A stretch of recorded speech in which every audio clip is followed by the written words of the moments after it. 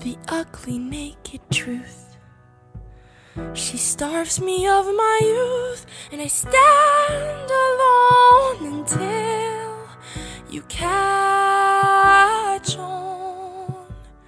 I swear it's not by choice, but Anna has this voice, and it calms me down. It gives me purpose,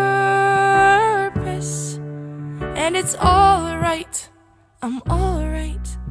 I want to be okay. I've seen it before. This eyesore, it's me.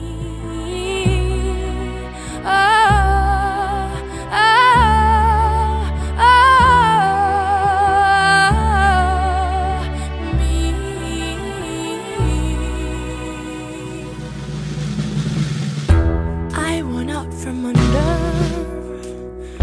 this confining skin that I so reluctantly live in, my worth is measured solely according to the scale